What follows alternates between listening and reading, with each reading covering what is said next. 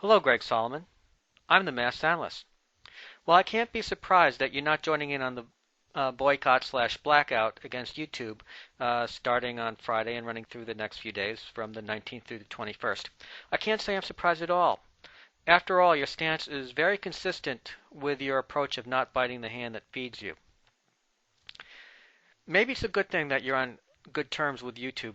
I'm hoping that after you watch this video, and I'm hoping you'll watch this video, that you might take some of the ideas and bring this to YouTube management and explain why this policy of algorithmically demoting videos that contain profanity is not quite such a good idea after all.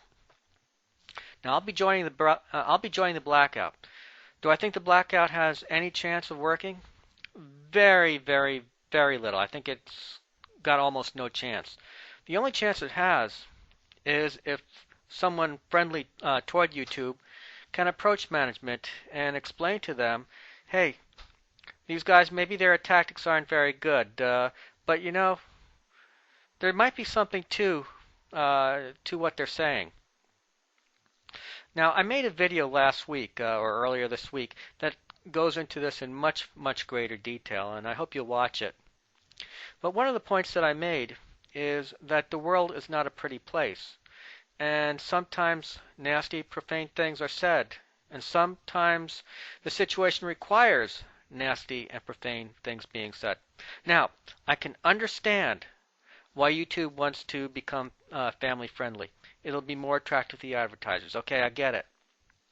But the thing is, YouTube also has another goal. It set a second goal for itself, which is to be the world's largest town hall for political speech. In fact, YouTube is unique, really, because where did the presidential candidates come when they wanted to debate the issues? Where did the presidential candidates set up channels to promote their points of view? Well, it was YouTube. YouTube is either the most popular or the second most popular place on the internet. Its importance cannot be overstated. If you want to get your voice heard, YouTube is the place to be. And it would be a shame if management started restricting what can be said based on particular words or based on anything in particular. If they want this to be a place for free-ranging debate, as it would appear they do, then they should think long and hard about putting restrictions on speech. Now let me give you a few examples. Suppose YouTube was around back in the 1970s when Richard Nixon met his Watergate. As you may recall, he used some pretty salty language in his time, and a lot of this language was caught on the Watergate tapes. Now, suppose someone had decided to release those Watergate tapes on YouTube. Obviously, there'd be no video, but you certainly could get the audio. Suppose they did that. Well, with YouTube's policy, those tapes would be gone from the most viewed page. Those tapes would be gone from the most commented page. Even if they were the most commented, it wouldn't appear.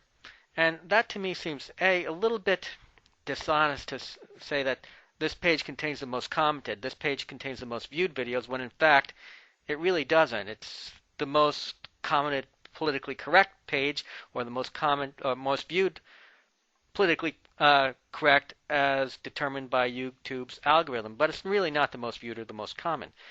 But that aside, the fact that it's being suppressed from these pages means that some people might not see or hear it that otherwise would hear it. Of course, they have other ways of hearing the news, but if you happen to hang out on YouTube all day, and this is where you were getting your news, well, that's an important story you might miss. Now you might say, Masked Analyst, come on, you're really stretching. You're going all the way back 30 some odd years, 35 years or whatever to Watergate. Well, okay, let me give you a more recent example. The Illinois governor, Blagojevich, I know I killed the name, sorry about that. Well, he doesn't have any tapes out as far as I know, but he has been allegedly recorded in which he cussed out Obama or his aides. Now, suppose someone released that onto YouTube. Do you really think that that should be algorithmically demoted off of the most viewed page? No, that's legitimate hard news, and it should be there. Mr. Solomon, YouTube is the world's largest town hall for political speech. And in such a town hall, one might expect an occasional protest. Have you ever been to a political protest in which people were violently upset or greatly upset by some huge injustice? I've been to one or two in my time, and to tell you the truth, on occasion at least, some people will use profanity.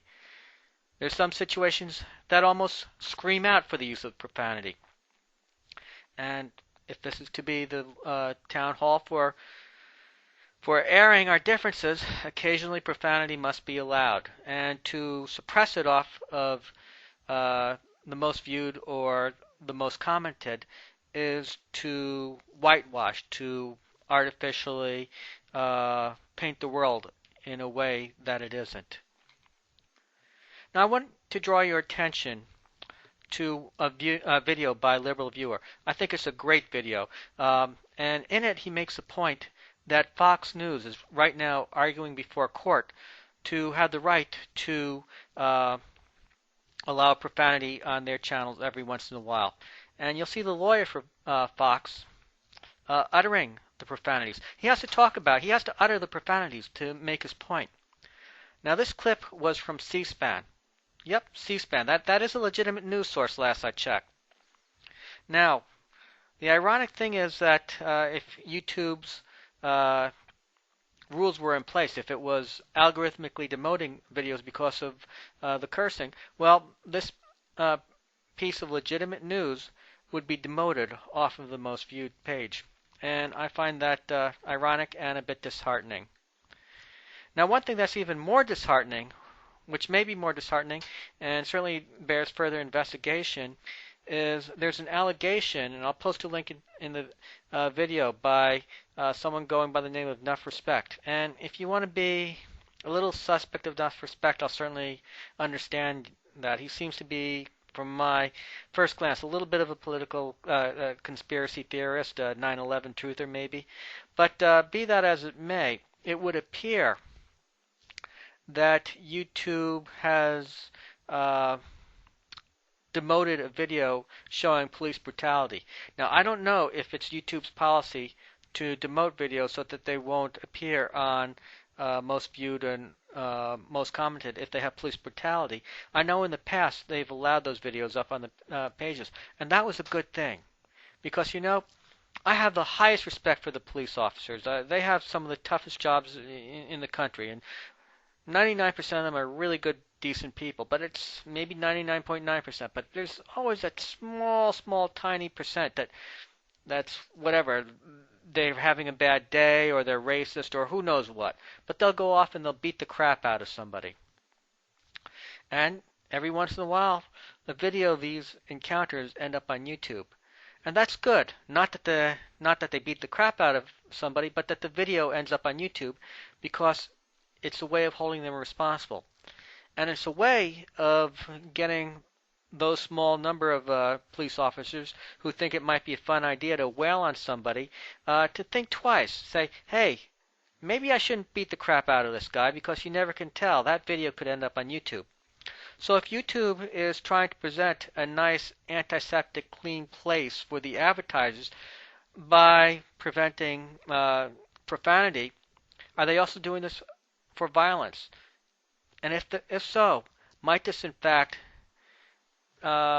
be aiding and abetting, albeit unintentionally, might it not be aiding those who would commit police brutality? And might such a policy, might that not encourage a more brutal world? Now, I want to stress that I could be wrong. It's possible that YouTube doesn't have a policy to suppress videos of police brutality. I don't really know. All I'm saying is that it looks like maybe they do, and if so, I hope you can go to YouTube's staff and say, look, this could have bad repercussions in the outside world, and you might want to rethink that. Now, YouTube's profanity policy, it's really not going to have that much personal effect on me. Let's face it. Well, first of all, I don't use that much profanity. I do every once in a while. I did use the words a couple of times in this video, and I may have used it every now and then, but most of my videos don't have profanity. I can give it up. And let's face it, I'm hardly ever going to make it onto the most viewed or the most commented pages. I admit it. I'm as boring as hell as far as being a speaker goes. I have no sense for the dramatic. I have no sense of timing. I wish I had your speaking voice, your speaking abilities, Greg. That's truly a gift. But I don't. I know it. And hey, if I'm feeling insomnia, all I have to do is watch one of my own videos and I'll put myself right to sleep. So it's not going to affect me personally. But there are a lot of good people who are boycotting YouTube for some very good reasons. And I'm going to express my solidarity with them. I don't think there's a whole lot of chance that they'll succeed on their own. That's where you come in, Greg. Greg, I'm really hoping that you will spend the 19th. Remember that day you said you'd watch 50 videos? Watch the videos which I'm providing links to in my sidebar. Please watch them, especially LiberalViewer's video and my other video, the one that I made earlier in the week. It's much more polished than this, and it won't be quite as painful to get through as this one. And think about it. And if you think I have a legitimate point, then please approach the staff at YouTube and tell them, look, these guys are crazy. The boycott is a lot of crap. They're biting the hand that feeds you. But you know, they've got a point. Please rethink your policy and give up on this automatic devaluation of videos containing profanity. Well, this has been the Masked Analyst, under and in.